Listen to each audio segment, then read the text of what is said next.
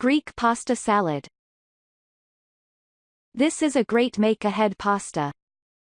Ingredients: 1/2 cup olive oil, 1/2 cup red wine vinegar, 1½ teaspoons garlic powder, 1½ teaspoons dried basil, 1½ teaspoons dried oregano, 3/4 teaspoon ground black pepper, 3/4 teaspoon white sugar, 2½ cups cooked elbow macaroni, 3 cups fresh sliced mushrooms, 15 cherry tomatoes halved, 1 cup sliced red bell peppers, 3/4 cup crumbled feta cheese, 1/2 cup chopped green onions, 1 4-ounce skin whole black olives, 3/4 cup sliced pepperoni sausage cut into strips.